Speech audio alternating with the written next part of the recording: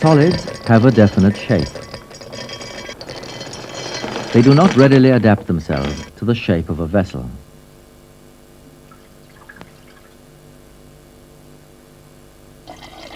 Fluids behave differently. They can adapt themselves to any space.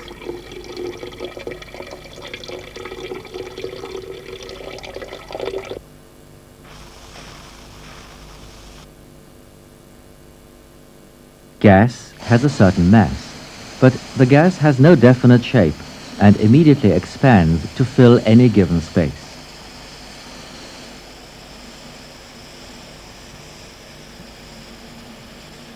Pressure and volume. A force, F, is applied to a gas. The pressure acts uniformly in all directions. The resulting pressure, P, is equal to the force divided by the area to which the force is applied. That is, P equals Fn divided by A. The pressure, P, is expressed in Newton per square meters. The Earth is surrounded by a mantle of air, the atmosphere. It exerts a pressure on the Earth. This is called the atmospheric pressure. The atmospheric pressure is not always the same. It varies with the altitude of the point of observation. Atmospheric pressure also changes with the weather.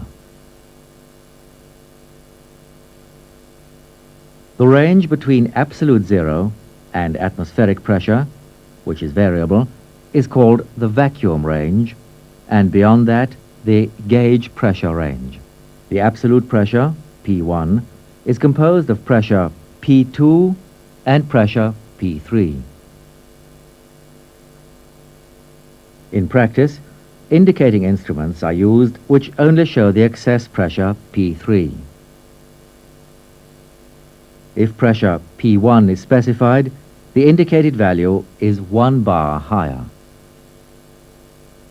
If a vessel is filled with air at atmospheric pressure, then a measuring instrument, which measures absolute pressure, indicates 1 bar. If the air is compressed, the measuring instrument indicates a higher pressure.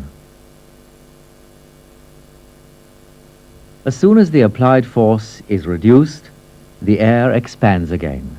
Now we again have the initial pressure, P1, and the initial volume, V1. If the force on the piston is increased until the volume is only half as large, the pressure is doubled.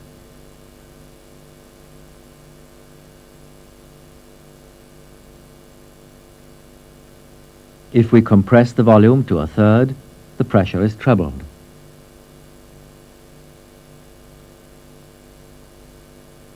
If we compress to a quarter of the initial volume, the pressure is quadrupled. For an enclosed mass of gas at constant temperature, the product of pressure and volume is constant. Initial pressure times initial volume is equal to final pressure times final volume.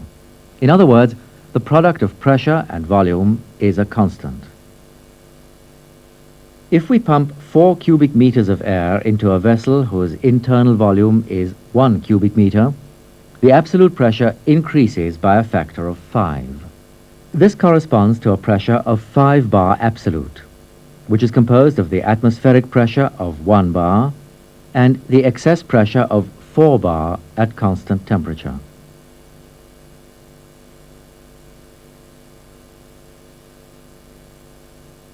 Pressure and temperature. If a gas is heated, the volume expands. The more a substance is heated, the more violent is the molecular movement. This is caused by the more rapid movement of the gas molecules. In reverse, if the pressure is increased, the temperature rises.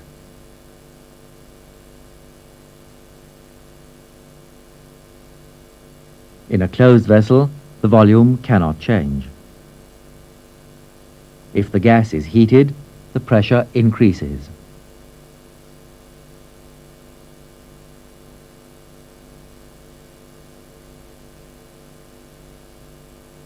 Air moisture. Air consists mainly of nitrogen and oxygen. A small amount of water is always contained in this gas mixture in the form of water vapor. The amount of water vapor depends on the temperature. If we heat water in a closed vessel, the air absorbs an increasing amount of water vapor as the temperature rises.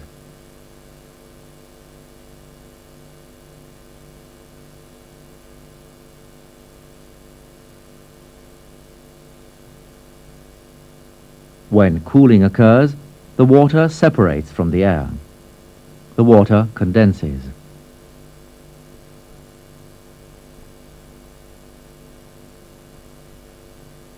The capacity of the air to absorb moisture is thus dependent on the temperature. At a temperature of 100 degrees centigrade, 1 cubic meter of air can absorb up to half a liter of water.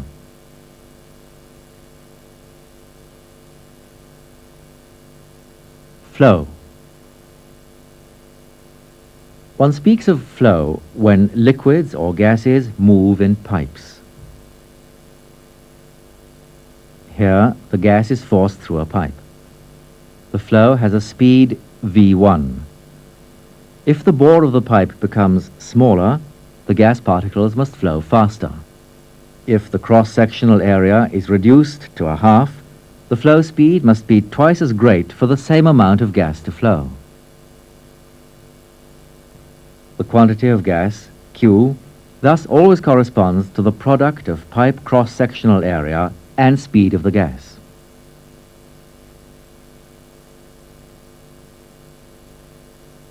There are two types of flow. This is laminar flow, and that is turbulent flow. Turbulence disturbs the uniformity of the flow and requires more energy. For these reasons, turbulence is undesirable. This phenomenon can be greatly reduced by conducting the pipes in a suitable way. To summarize, the pressure, P, is equal to the force divided by the area to which the force is applied. That is, P equals Fn divided by A, measured in Newton per square meters.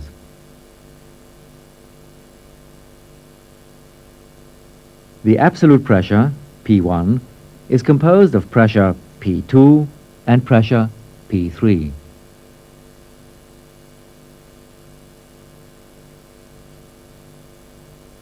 If the pressure is increased, the product of pressure and volume remains constant.